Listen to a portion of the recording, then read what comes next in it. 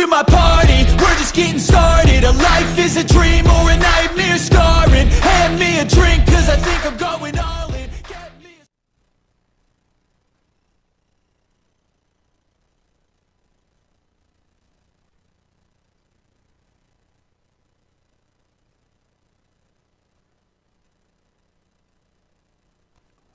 여러분 안녕하십니까? 예, 수요일 저녁에 여러분 다시 힘차게 뵙겠습니다. 예, 매주 수요일 주필의 소리입니다.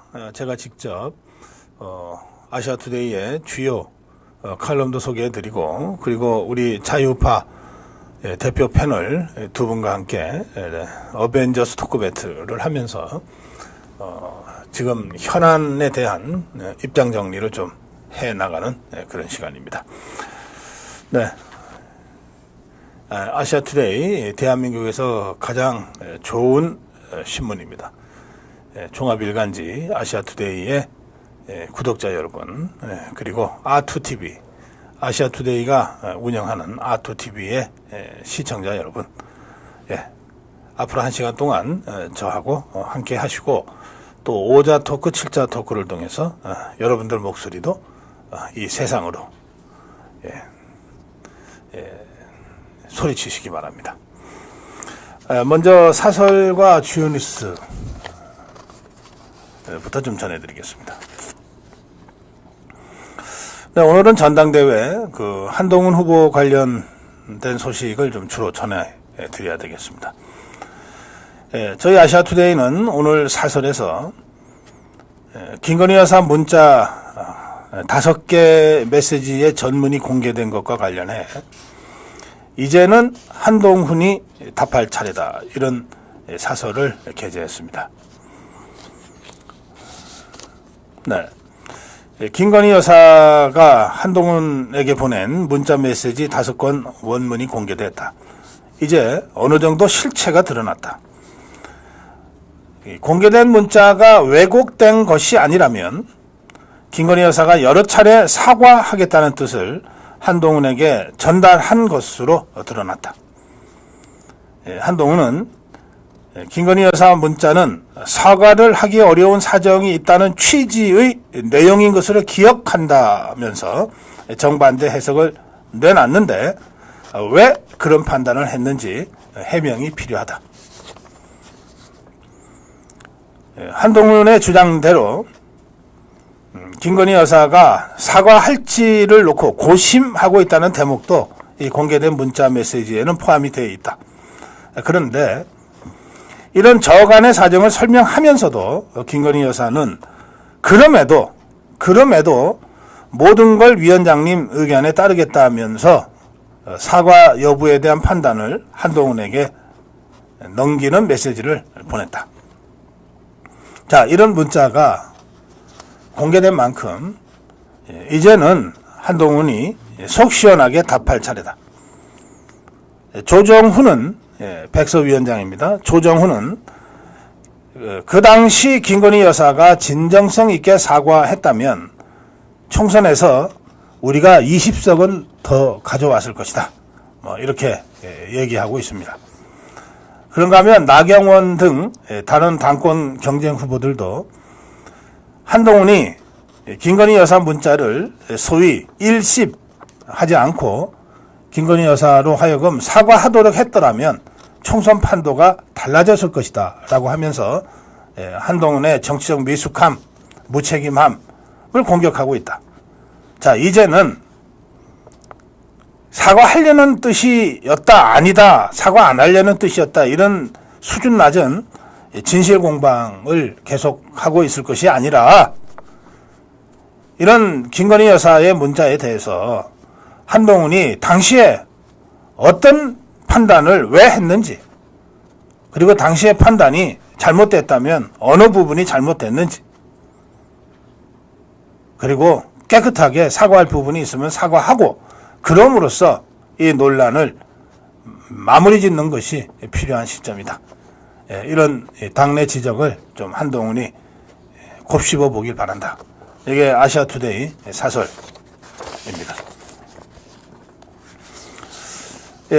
저희 아시아투데이는 오늘 탑뉴스에서도 한적한 논란이라고 한동훈의 태도에 대해서 문제를 제기하는 기사를 썼습니다. 한적한, 이거 어디서 많이 들어보신 문장일 텐데 2019년에 우리 자유파가 광화문 국민 대혁명을 하면서 조국이를 사퇴시키고 문재인 정권을 끝장내는 그런 집회를 했을 때 그때 많이 유행했던 말 중에 적조라고 하는 말이 있습니다.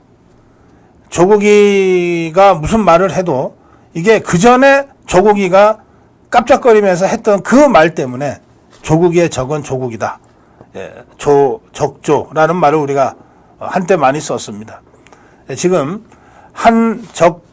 한동훈의 적은 한동훈이라고 하는 이런 이야기까지 여의도 정치판에 떠돌기 시작했습니다. 아시아투데이 주영민 기자는 이 문제를 다루고 있습니다. 한적한 논란, 문자 파동에 역풍을 맞은 한동훈입니다. 일십 논란이 한동훈의 말 바꾸기와 내로남불 행태에 대한 비판으로 바뀌고 있다. 한동훈은 김건희 여사의 문자가 사과를 못하겠다는 취지였다고 주장한 바가 있는데, 하지만 5개 문자 전문이 드러나면서 한동훈의 이런 주장은 이제 설득력을 잃었다. 문자를 보면 사실상 김건희 여사가 사과 의향을 충분히 밝히고 있기 때문이다. 자, 이렇게 되자 한동훈은 김건희 여사 주변 사람이 사과하면 안 된다는 문자를 나한테 보내왔다 이러면서 또 말을 바꿨는데, 이런 한동훈의 말 바꾸기는 지난 22대 총선 과정에서도 여러 차례 논란이 된 바가 있다. 이를테면 막말 논란에 휩싸였던 장해찬을 공천 박탈하면서 그보다 더한 마리 앙뚜아네트라고 하는 이 막말을 한 김경률에 대해서는 끝내 감싸고 함께 가겠다고 했다. 이야말로 선택적인 공과사, 한동훈의 선택적 공과사, 한동훈식 내로남불이라는 비판이 나오지 않을 수 없는 상황이었다. 한동훈의 선택적 공사, 선택적 정의, 선택적 내로남불. 이를테면 텔레그램으로 장해찬에게 이준석이를 좀 대응해달라고 요구하고, 그리고 나서 이 장해찬을 막말 시비로 공천을 박탈한 것에서도 그 선택적 공사 태도가 그대로 드러난다.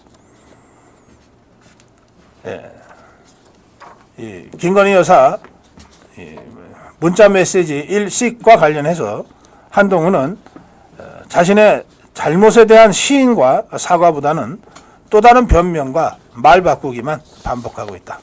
이렇게 비판적으로 기사를 썼습니다. 또 그런가 하면 아시아투데이 김명은 기자는 문자 메시지 논란과는 좀 다른, 결이 다른 한동훈 사천 논란을 다루고 있습니다.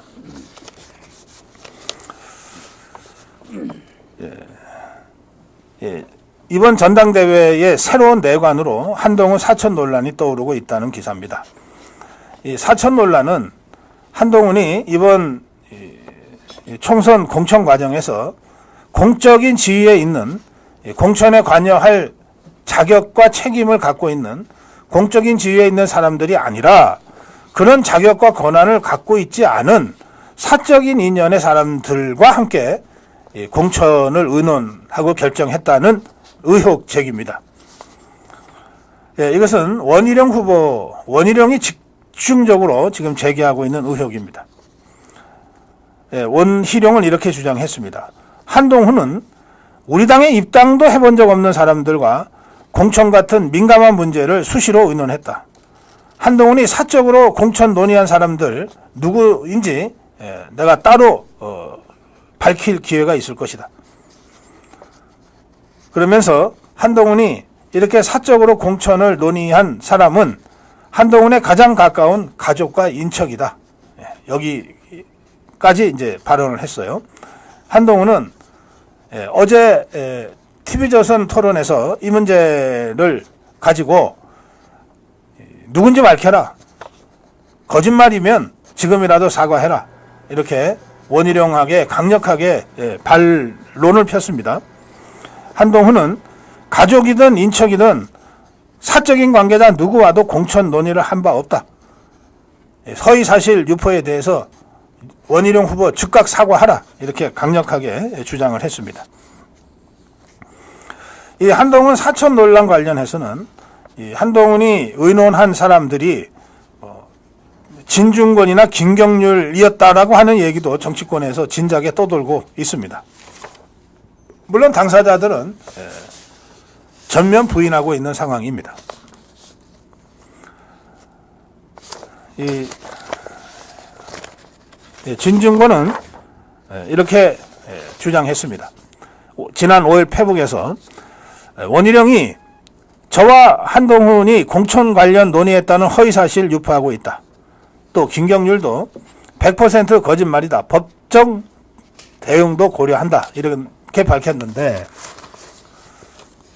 그러니까 원희룡의 이 사천 논란, 사천 의혹 제기가 100% 거짓말이라고 하는 주장을 한동훈, 진중권, 김경률이 하고 있는 겁니다.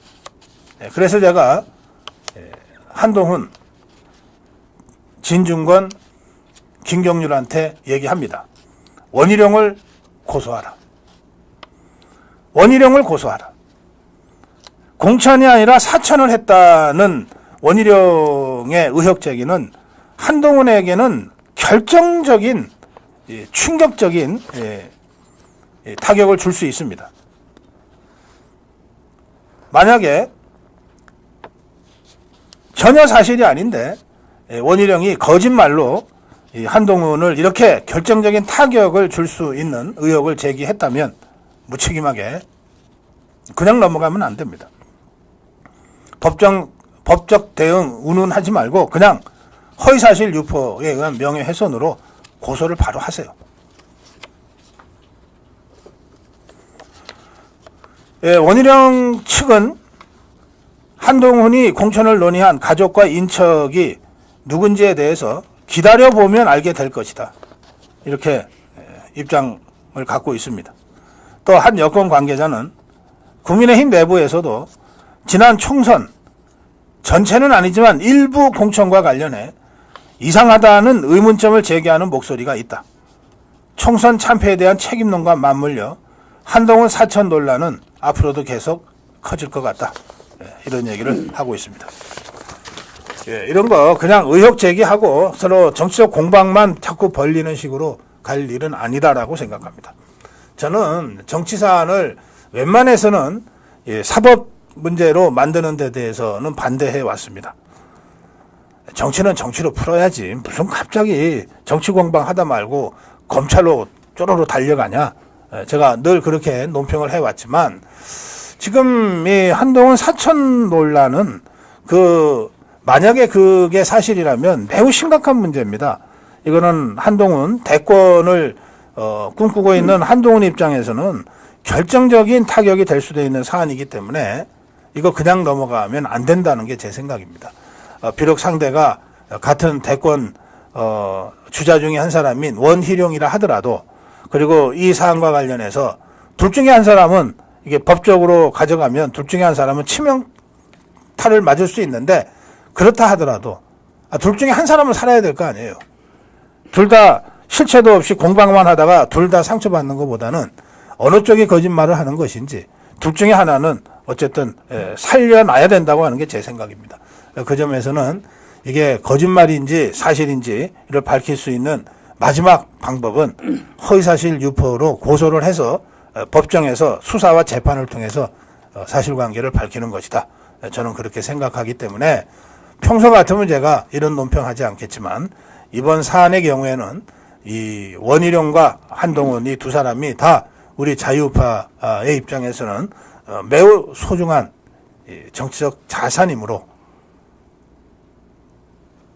한 명이라도 좀 온전하게 살리기 위해서 어쩔 수 없이 이런 극단적 방법을 검토하지 않을 수 없다. 이 말씀을 제가 드립니다.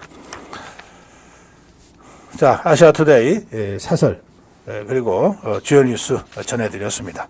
자, 이제부터는 어벤져스 토크 배틀 진행하겠습니다. 김경국 TV의 김경국 평론가 나오셨습니다. 안녕하십니까. 네, 마이크 좀 가까이 좀 가져오고 가주십시오. 예, 지석규 센슈 TV의 지석규 대표 나오셨습니다. 예, 반갑습니다. 네. 온 언론이 문자 파동으로 지금 며칠째 몸살을 앓고 있습니다. 웬만하면 저는 이 문제는 우리 아토TV나 고성국TV에서는 그냥 넘어가고 싶은데 이건 넘어가면 그야말로 안고 빠진 찐빵 같아서 소 빠진 찐빵 같아서 잠깐이라도 좀 짚고 넘어가겠습니다. 김건희 여사 문자 파동, 문자 사태 처음부터 끝까지 이제 우리가 상당한 시간 동안에 걸쳐서 공방도 있었고 또 문자 전문도 지금 공개됐고 뭐 이런 상황입니다. 이거 어떻게 생각하시는지 좀 한 줄로 좀 적어주시면 좋겠습니다. 좀 써주시죠. 뭐 5자다 7자다 이런 건 아니고요. 그냥 지금 이 상황, 상황을 어떻게 생각하는지 적어주시고 어쨌든 여기서 빠져나와야 될 텐데 그렇죠. 이거 전대가 문자 파동에 그 매몰돼 가지고 문자에서 시작해서 문자로 끝나는 전대를 할 수는 없지 않겠습니까? 그렇습니다. 그런 점에서는 어떻게든 좀 빠져나오긴 해야 될 것 같고 그런 점 관련해서 성격 규정도 해주시고 또 문자 수렁에서 빠져나오기 위한 방법에 대해서 좀 조언도 해주시고 제안도 해주시면 좋겠습니다. 자, 들어주세요. 네, 김경국 대표 국민 눈높이에 맞지 않는 공방이다. 좌파에게 던져진 먹잇감이다. 좌파에게 던져진 먹잇감. 예. 그러니까 문자가 누가 했는지 모르지만 어쨌든 공개가 됐잖아요. 근데 문자 내용이 지금 5개가 원문까지 다 공개가 됐거든요. 그러다 보니까 거기에 나와 있는 내용이 우리가 몰랐던 내용들. 네. 지금 한마디로 선거에 이게 영향을 미쳤느냐 안 미쳤느냐, 실제 사과에 대한 진정성이 있느냐 없느냐, 그게 아니라 거기 무슨 댓글도 나오고 뭐 댓글 팀도 나오고 막 이런 여러 가지 얘기들이 나오거든요. 이러다 보니까 당장 이미 좌파 민주당 계파서 딱 채가지고 이거를 국정농단이나 개입 이런 프레임으로 지금 몰고 가고 있거든요. 그러니까 근데 또 그 좌파들은 이런 게 전문가잖아요. 그런 것들을 또 불붙이는 데는 도사들이거든요. 그런 면에서 이번 사건이 어쨌든 어떻게 해서 발생했는지 떠나서 이게 더 계속되면 또 뭐가 터질지 모르거든요. 심지어 오늘 뭐 진중권에 또 뭐 김 여사 57분 전화 통화까지 또 터지는 마당에. 그거 난 믿기 어렵던데. 그게 녹취록이 공개가 됐습니까? 아닙니다. 예. 그 녹취록 공개되지 않고. 아니, 그러니까 녹취록이 공개된 건 아닌가요? 그건 아닙니다. 예. 네.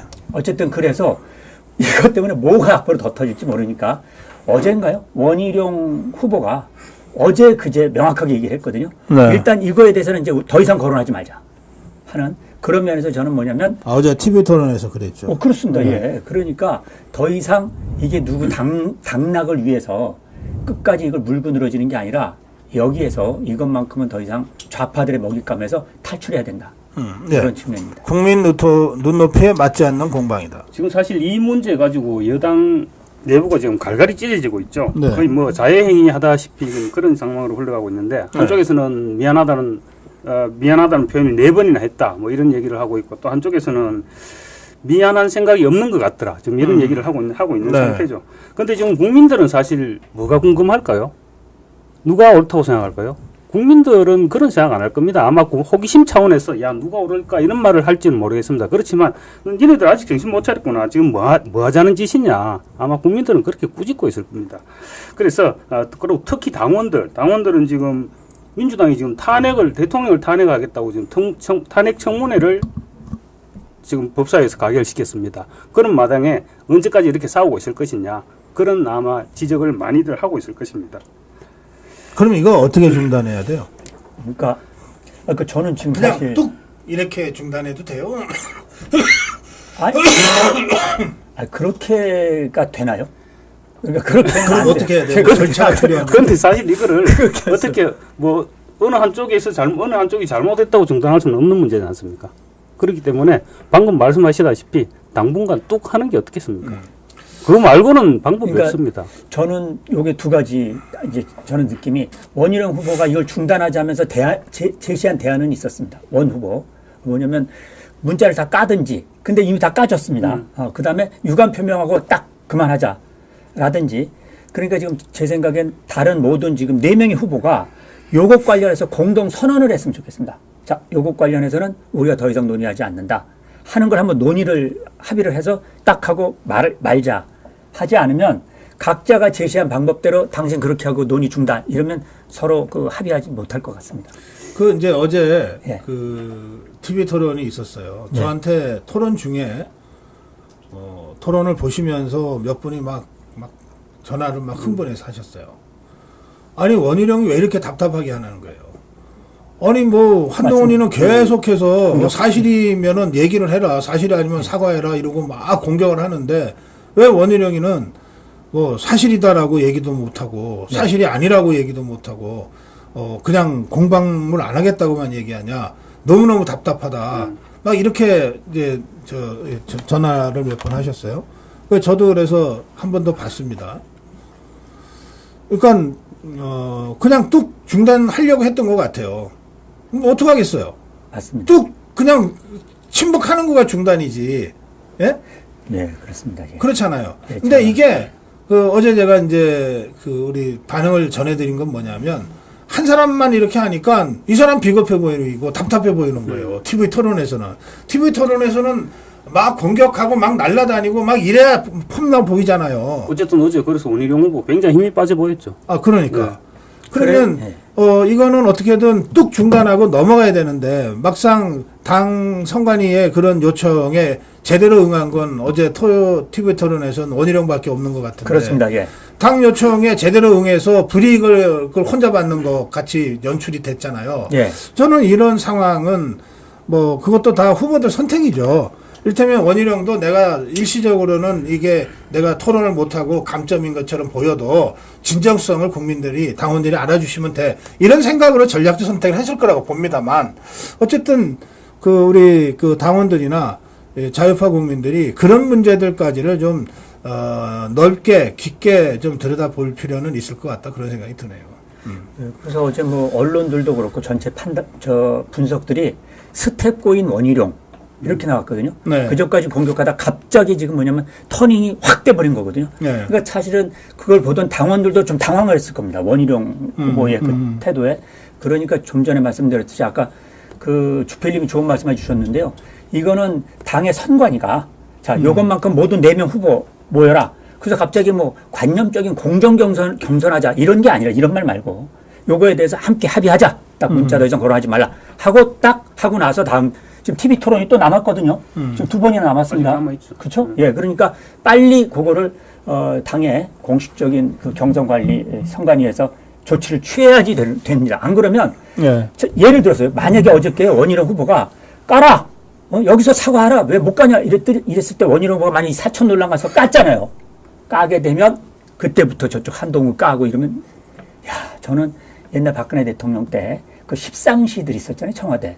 그때 권부의 내밀한 얘기가 터져나오면서 이렇게 됐거든요. 네. 그래서 불안합니다. 지금.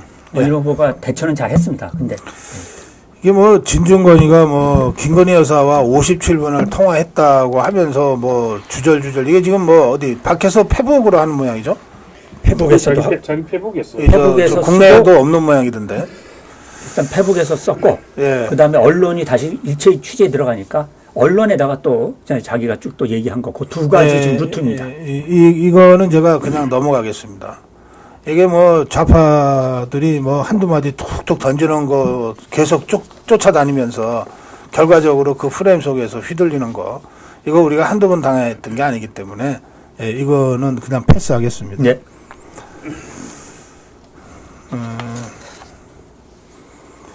이 사천 논란 부분도 사실 선거가 끝나면 공천과 관련된 여러 가지 그 뒷말이 나오게 돼 있습니다.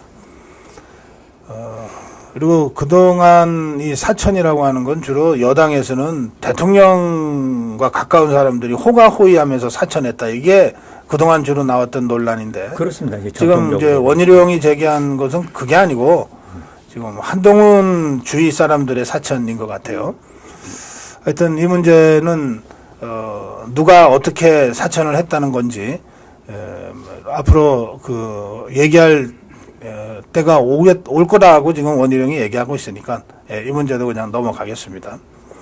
근데 꼭 하시고 싶은 말씀이 있으시면 한 말씀씩 두 가지인데 듣겠습니다. 이 사천 논란에서는 딱 두 가지가 필요한 거예요. 네. 하나는 당원들이 의해서 선출된 후보자들이 있었거든요.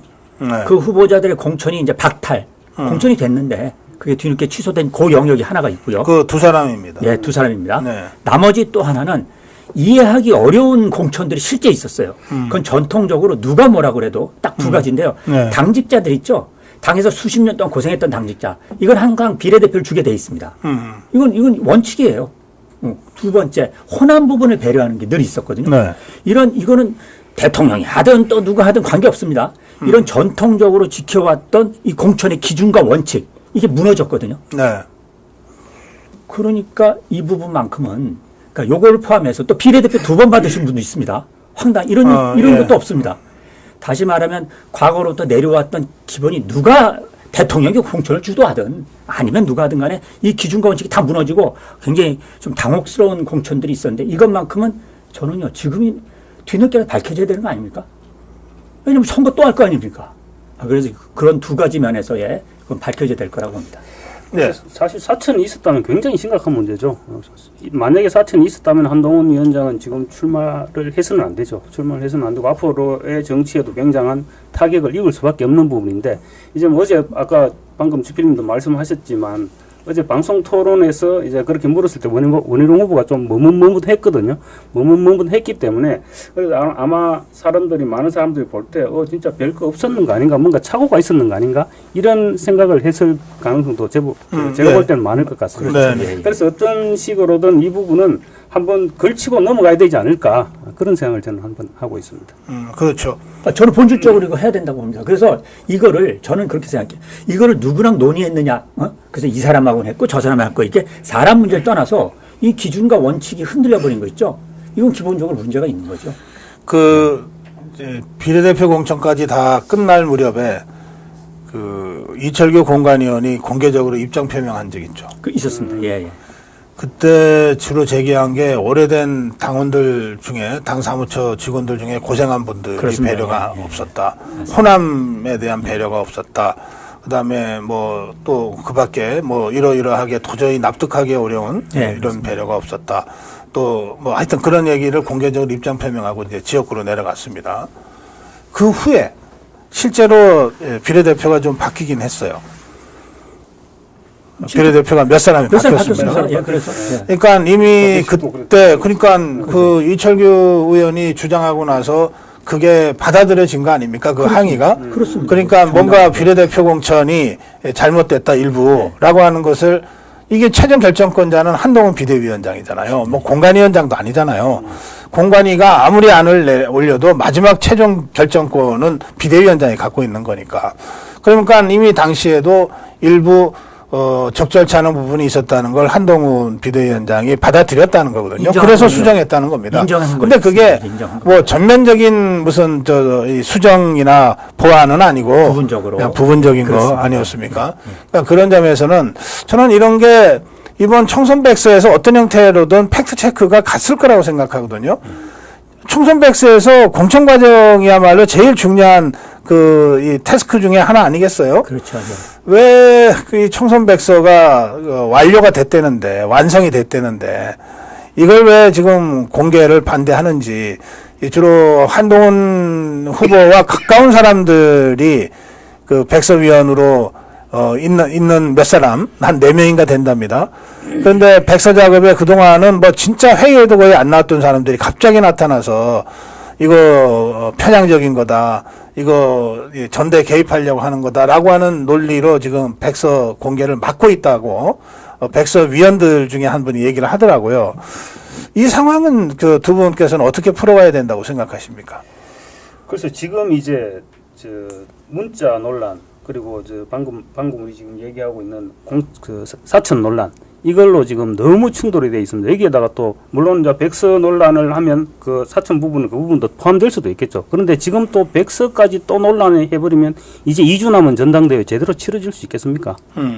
저는 그런 부분도 한번 생각해 볼 필요가 있지 않겠나 싶습니다. 저는 그러니까 이 전당대회 들어가기 전에 그때 공개했어야 된다고 생각합니다. 그때 눈앞에 전당대회 있다고 상관없이. 근데 지금 이제 며칠 안 남았거든요. 여기에 많이 하게 되면 이걸 또 각자 해석하면서 싸우게 되면 이거는 이제 진위 여부나 지금 그 주필님께서 말씀하셨듯이 원래 이제 나름대로 이제 원칙 갖고 일정대로 이걸 공개하면 되거든요. 일정대로. 그렇게 하지 않았던 이 상황에서 지금 딱 내용 가지고 저는 지금 중요한 건 그 보고서를 모릅니다. 전혀 내용은. 그런데 지금 그 김건희 여사 이 5개 제가 여기 이렇게 출력을 딱 이거 다 해왔는데 전문을 이거 가지고도 서로 지금 다르게 해석하고 있거든요. 이 속에서 백서를 만약에 요 시점에서 이번 주든 다음 주 공개하면 이거 가지고 더 큰 사단이 나지 않을까 이런 개인적인 생각이 있습니다. 제 말씀을 조금 드리고 싶은데 이게 이제 어쨌든 전당대회를 하면은 후보자들끼리 서로 덕담만 하고 전당대회가 끝날 수는 없잖아요. 그렇죠. 그 공방은 불가피합니다. 옛날에도 그랬고, 예. 그런데 이게 어떤 공방으로 갈 거냐. 이거가 이제 이 전당대회를 관리하는 선관위가 진짜 고민해야 될 문제거든요. 네. 그 저는 선관위가 진짜 잘못했다. 비대위와 선관위가 진짜 잘못했다는 게 뭐냐. 예. 백서를 공개를 진작에 했으면. 예. 그러면 백서 내용이 어떤 내용이 들어가 있든 우린 잘 모르잖아요. 그렇죠. 그렇습니다. 그러나 어쨌든 선거와 관련돼서 패배 진단이 있을 테고. 그렇죠. 예. 그다음에 당을 어떻게 개조해야 된다는 제안이 있을 텐데. 그렇죠. 이걸 갖고 후보자 간의 논쟁이 없을 수가 없다. 그러면 뭐, 이거는 예. 치열해도 상관없는 논쟁 아니냐. 맞습니다. 그건 생산적입니다. 예, 그리고 이게 예, 당의 예. 공식 기구가 만들어 놓은 그렇습니다. 백산이에요. 그러니까 예컨대 사천 논란도 원희룡이 제기하고 한동훈이 한번 까봐라 이렇게 공방이 개인 간 공방으로 갈 게 아니라 그렇습니다. 예. 공천과 관련된 이런저런 부적절함과 문제점이 있었다고 하는 백서의 내용에 만약에 그런 내용이 있다면 그걸 가지고 각 후보가 치열하게 토론하는 거는 당의 발전을 위해서 건강한 것 아닌가요? 전적으로 동의합니다. 만약에 그런 얘기가 예. 나왔으면 지금보다는 그러니까요. 훨씬 건강한 그러니까 토론이 왜 되겠죠. 백서를 그렇게 동의합니다. 공개를 예, 예. 못하게 했느냐. 이건 실체가 있는 거 아닙니까? 백서 공개를 반대한 거는 한동훈 쪽이니까. 그러면 저는 이제 지금이라도 2주 남았지만 이게 뭐 이제 진짜 얼마 안 남았다고 할 수도 있지만 그렇지 않아요. TV 토론은 아직 5번이나 더 남았어요. 권역별 토론에는 4번이나 더 남았어요. 정치판에서 2주라고 하는 건 정말 상전벽해가 2번, 3번 일어날 정도의 시간 아닙니까? 그러니까 저는 지금이라도 이 선대위가 너무 가열되는 것 같으니까 야 좀 자제해.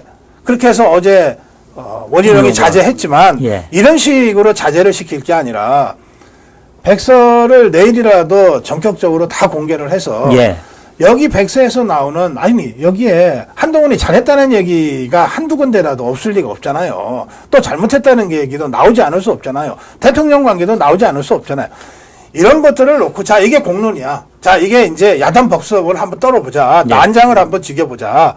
이렇게 해서 진통 끝에 뭔가가 정리가 돼야 이게 제대로 된 전대판이 되는 것 아니냐. 저는 사실 그런 생각을 갖고 있어요. 네. 이게 뭐 누구한테 유불리 따지는 거 그야말로 천박한 얘기고요. 내용도 모르는데 누구한테 유리하고 불리하도록 어떻게 알아요? 하여튼 그렇죠. 이 문제는 좀 처음부터 비대위나 선관위가 잘못 생각했다는 점이 제가 지적하고 싶은 말이고 지금이라도 전대를 이렇게 개인 간 무슨 인신공격 공방의 장으로 가는 것 같으니까 비대위가 나서서 살살해 이런 문제가 아니다는 거예요. 이거는 더 생산적으로 더 정말 치열하게 논쟁으로 이끌어갈 수 있는 지금도 여전히 유효한 소재가 총선 백서다. 저는 그 점을 뭐 전적으로 제 의견을 그렇게 좀 저는 전해놓고 전적으로 있겠습니다. 동의 맞는 것 같습니다.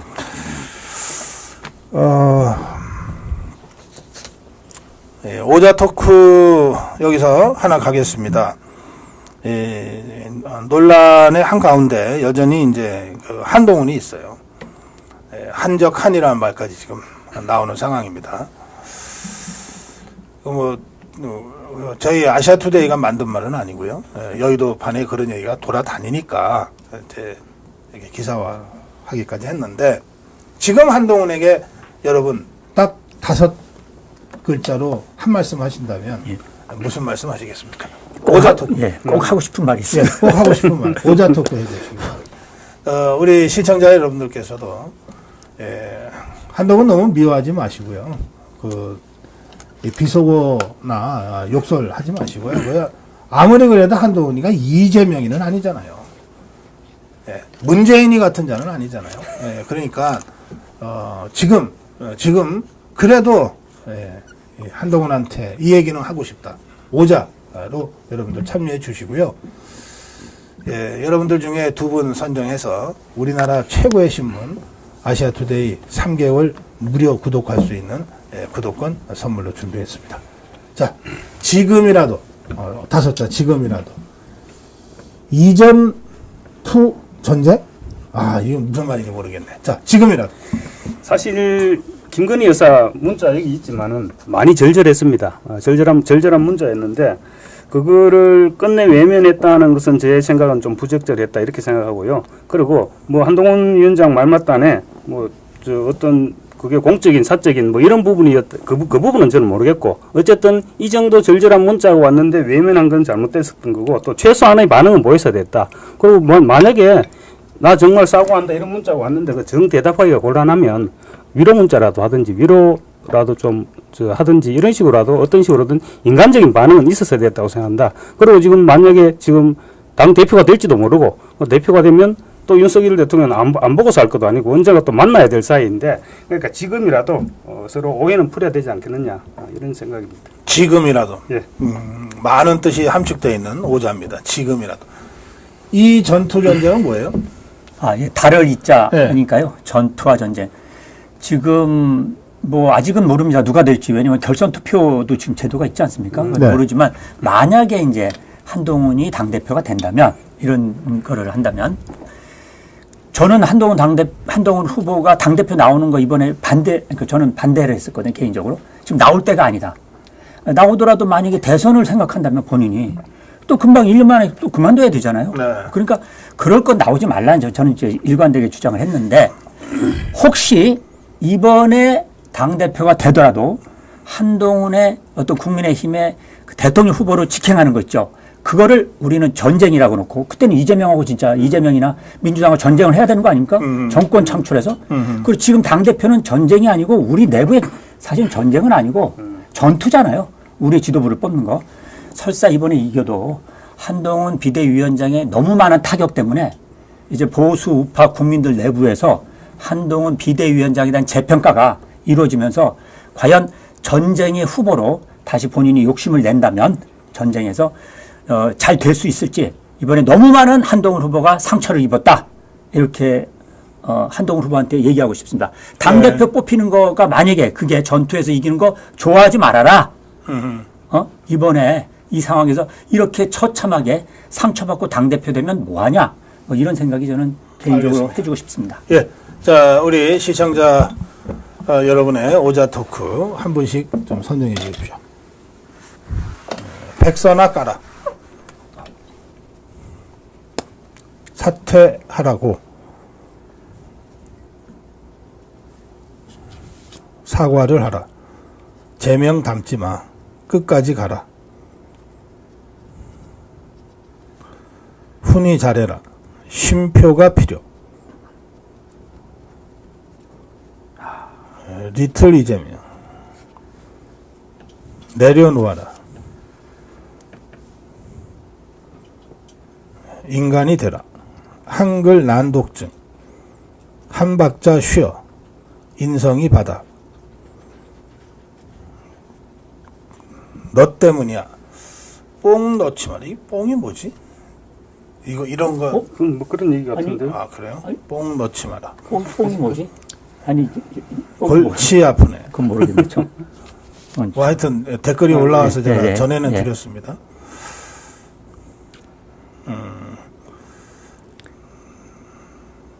기본이 안 됨.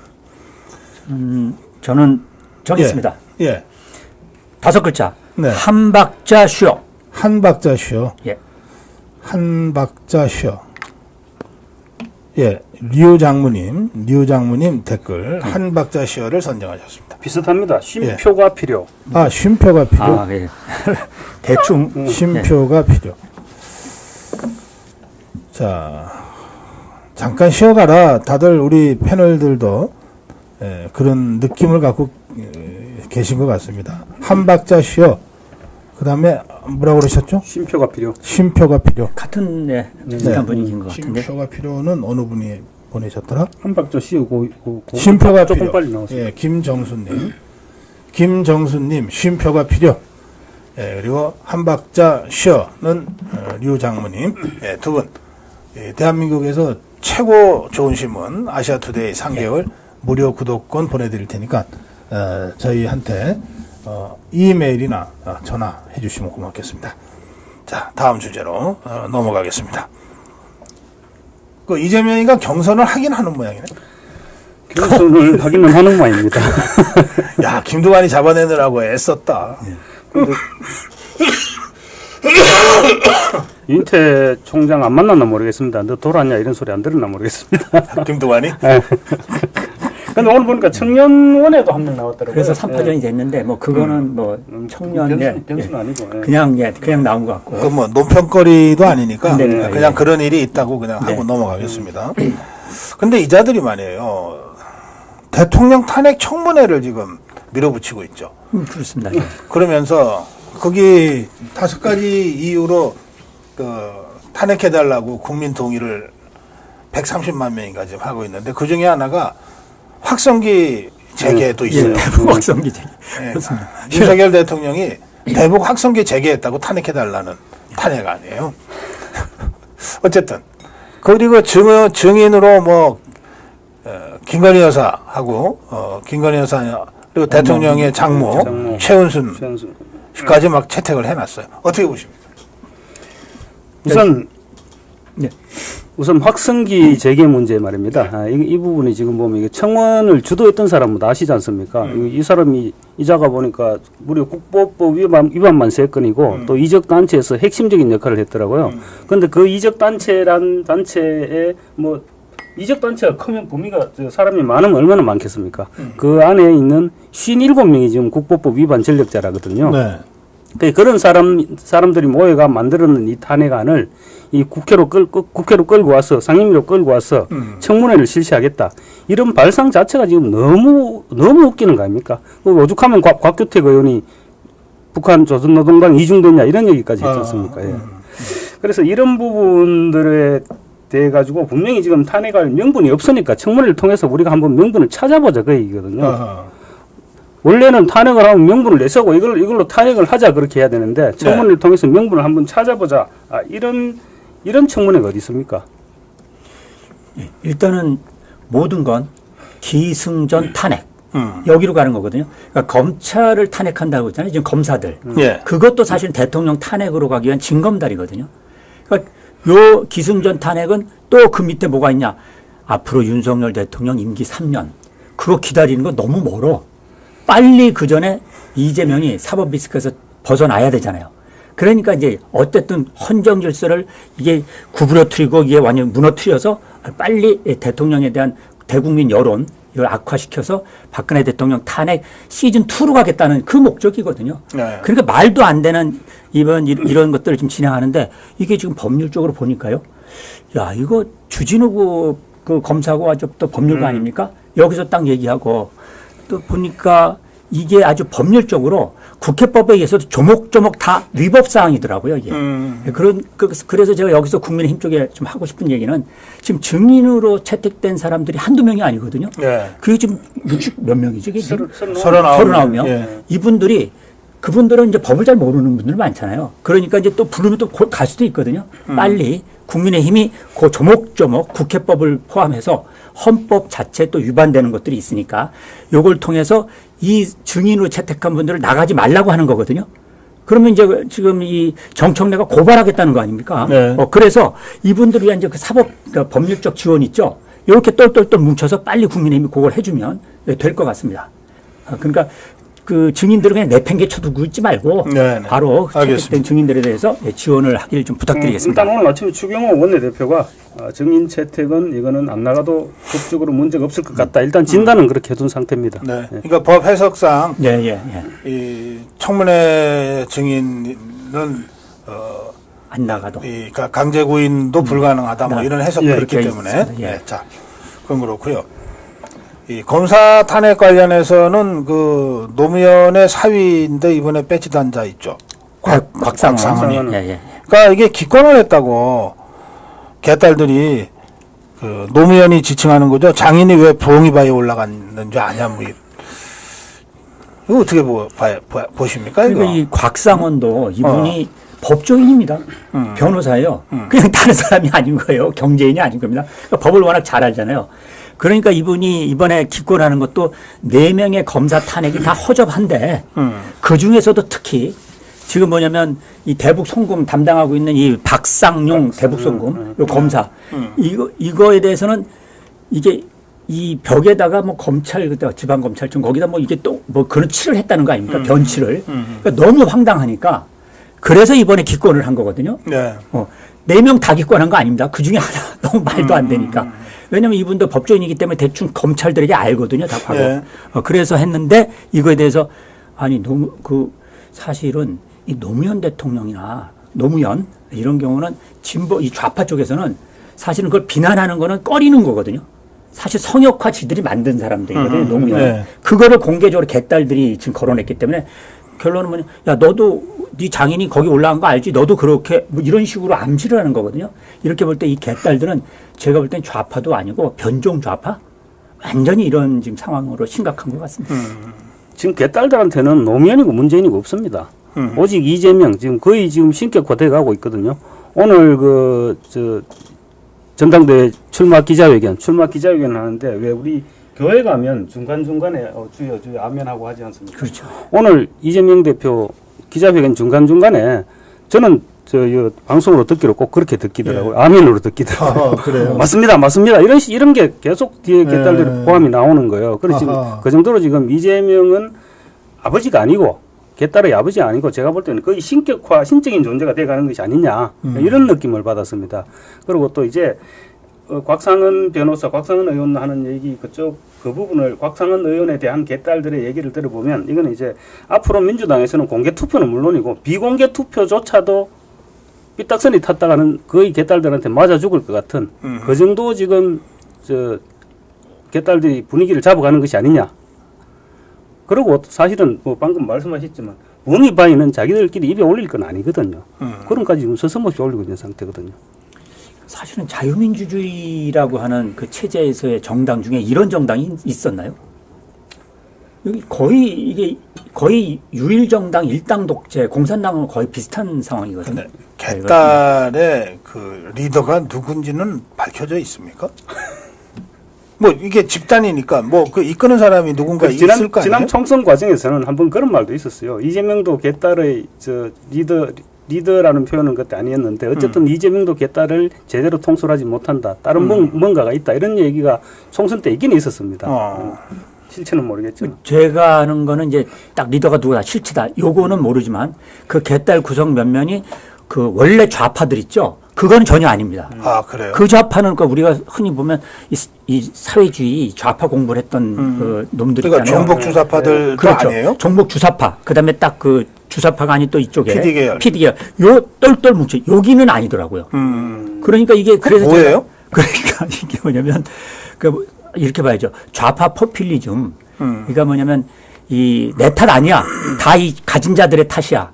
자본가들의 탓이야. 흔히 이제 그런 것에 이 빠져 있는 그 사이비 사교 집단 같은 그런 그런 겁니까? 그러면 지금 그렇게 봐야 되는 거죠. 그런데 거기에 좌파 의식이라고 하는 우리 이제 포퓰리즘 있잖아요. 다 남 탓이고 재벌 탓이고 뭔 탓이고 하는 주로 이제 보면 이제 민도총에도 그런 거 많이 있는데 사회주의 학습을 안 했지만 그렇게 사회를 늘 불만이고 사회에 뒤집어 엎으려고 하고 뭔가 이런 집단들 그것이 확실한 것 같습니다.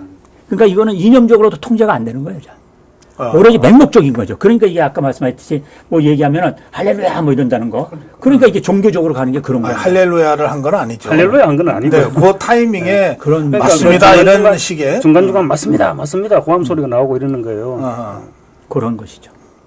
그러니까 그래서 제가 이제 변종이라고 하는 말을 썼던 그럼 거예요. 이런 세력이 어쨌든 세력이잖아요. 실체가 있는 세력이죠. 네.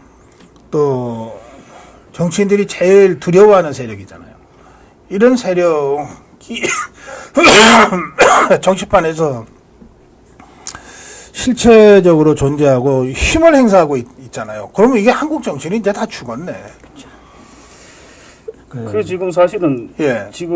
지금까지 이런 정치 이런 팬덤은 이 팬덤이라고 말하기조차 민망한 그런 현상입니다. 그런 네. 현상인데 이 부분을 만약에 이제 이재명 대표가 어떤 신상의 변화가 생겼다. 사법적으로 어떤 처리가 됐다. 그러면 또 이 사람들이 또 누군가 또 세울 거거든요. 아하. 분명히 누군가 세울 겁니다. 누군가 세워서 자기들의 목표를 달성을 하려고 할 것인데 글쎄 이런 사람들이 계속 득세하는 이상 한국 정치는 뭐 죽었다고 말할 수는 없죠. 그리고 다른 그 반대쪽에 또 국민 유권자들도 그만큼 있으니까 그만큼 각성을 시켜 나가는 과정이 될 수도 있겠죠. 좋은 방향으로 생각하면. 제가 좀 지적을 좀 해보면요. 우리가 무슨 이제 가두 시위나 거리 집회를 하잖아요. 그러면은 이상하게 갑자기 시민들이 참여해서 과도하게 과격하고 막 부시고 막 일반 서민들 가게를 막 유리창을 깬다든지 이런 사람이 있거든요. 운동권은 그렇지 않습니다. 아주 체계적으로 이렇게 전투경찰로 싸움을 싸웠지. 이런 사람들이 흔히 우리가 보면 옛날에는 뭐 룸펜 프로레타리아 막 이런 식으로도 얘기를 하고 그러니까 이념적으로 통제되지 않는 사람들입니다. 그렇지만 사회에 이제 불평, 불만 있는 사람. 문제는 우리 현재 있는 정치권이 이런 사람들에 대해서 바르게 지도하고 또 지지를 하게 되면 또 바르게 지지를 받으면 되는 거잖아요.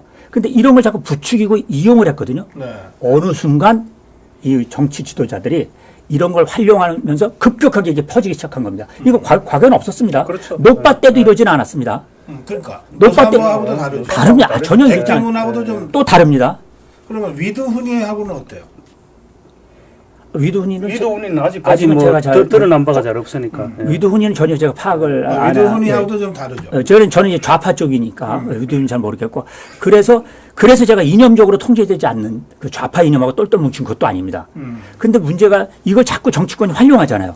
그러니까 이 사람들이 정치를 경험을 하는 겁니다. 이게 사실은 조금 저 박근혜 대통령 탄핵 그때부터 조금 생기기 시작해가지고 이렇게 지금 급격히 늘어나는 게 정치권이 이걸 조장하고 있습니다. 이걸 이재명이 적극적으로 아주 잘 활용하고 있죠. 그래서 이게 어떻게 보면은 감염되고 오염되면서요. 이게 막 확장되고 있는 거거든요. 깨진 유리창 있죠.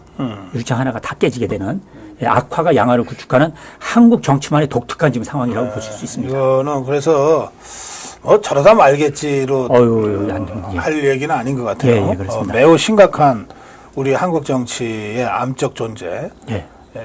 아주 심각한 문제. 그런데 제거하기도 쉽지 않은.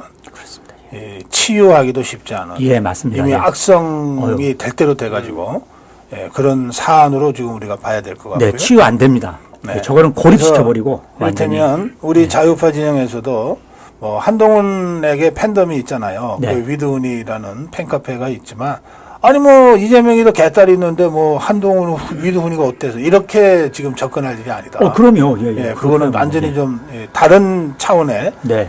분석과 접근법이 필요하다.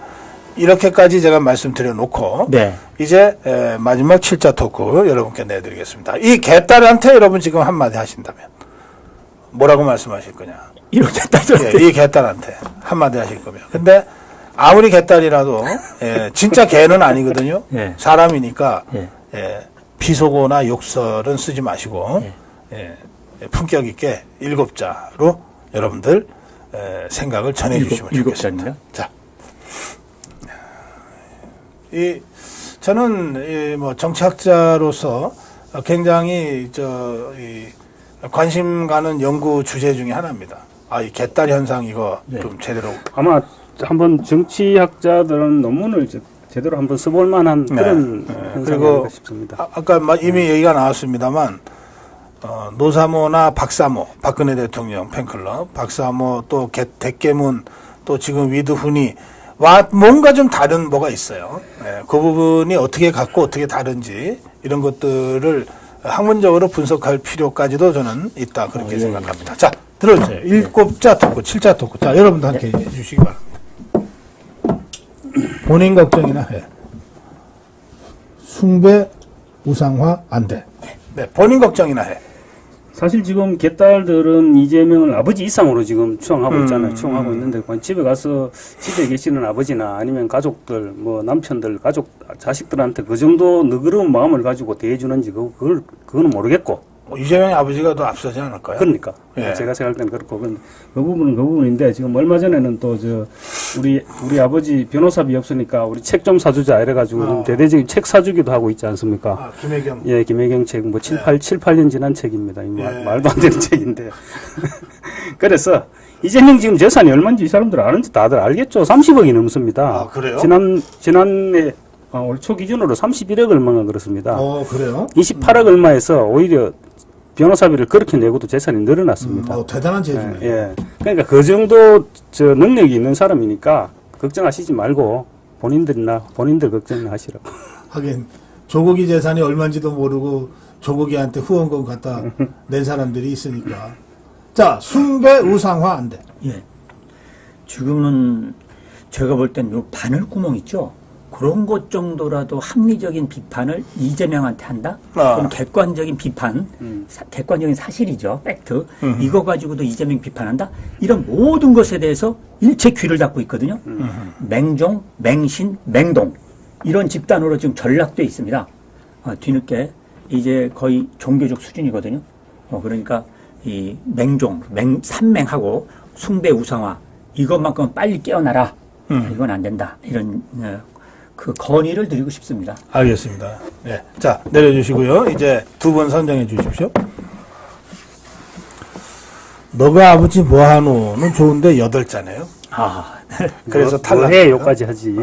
너가 아버지 뭐해. 요까지 하지. 다시 고쳤어요. 또 같은 동자승님이 네. 네 아버지 뭐하노? 그럼 고쳤어요. 네 아버지 뭐하노? 7자입니다. 네. 수입이 짭짤하지. 전과자 대표 좋냐? 원인 결과 두렵다. 막무가내 집단들. 며칠 뒤 복날이네. 며칠 뒤 읽었죠? 맞습니까? 복날이네. 한국장 맞아. 개딸 한 딸 똑같음. 개보다 사람이 하고 이 엄지척했어요. 그러니까 7자 맞죠? 개보다 사람이 엄지척. 네. 뿔뿔이 흩어야 돼. 이그러진 영웅, 이거 8자네. 예. 이그러진 영웅 팬덤이라고 했는데, 개딸 아버지 웃겨. 반려견은 아니야. 자, 너 어디 사람이야? 남편 집밥 좀 해라. 인간임을 떠나라. 입막에 씌웠으면 돌아와 사람으로. 계엄령 선포가 닭. 개딸 아버지 땡큐 그랬습니다. 자, 한 분씩 네. 선정해 주십시오. 맞습니다. 네. 네 아버지 뭐하노? 네 아버지 뭐하노? 네 아버지 뭐하노? 저는 며칠 뒤 복날이야. 자, 네 아버지 뭐하노는 동자승님. 며칠 뒤 복날이야. 며칠 뒤 복날이네. 맑은 순이네. 맑은 순이님. 예. 두 분께 대한민국에서 가장 좋은 신문 아시아투데이 3개월 무료 구독권 드리겠습니다. 자, 마무리 한 말씀씩 듣겠습니다. 예. 그 전당대회 아직 일정이 좀 많이 남았는데요. 그 국민의힘 우리 후보들 자유우파 여러분들이 지금 불안하며 스트레스를 많이 받고 계신 것 같고요. 보니까 우리 집사람도 걱정을 하더라고요. 예. 이런 상황이 되지 않도록 국민적 오히려 짐이 되지 마시기를 좀 부탁드리고 이번 전당대회 잘 끝났고 원팀으로 갔으면 좋겠다는 말씀 드립니다. 예. 이제 2주도 안 남았습니다. 2주도 안 남았는데 사실 뭐 우리 지석규 대표님 말씀하셨지만 국민들이 더 많이 걱정을 하고 있습니다. 당원들보다 전당대회 뛰는 사람들보다 국민들이 더 많이 걱정하고 있으니까 그런 걱정 좀 국민들 걱정을 좀 들어줄 수 있도록 조금이나마 신경을 조금씩 쓰면서 힘 조절 좀 하면서 그렇게 끝까지 잘 분투했으면 좋겠습니다. 예. 매주 수요일 저녁 6시에 보내드리는 아도TV 주필의 소리. 예, 오늘은 김경국 TV의 김경국 대표, 그리고 센슈 TV의 지석규 대표와 함께했습니다. 끝까지 함께해 주신 여러분께 감사드립니다. 고맙습니다. Welcome to my party, we're just getting started. A life is a dream or a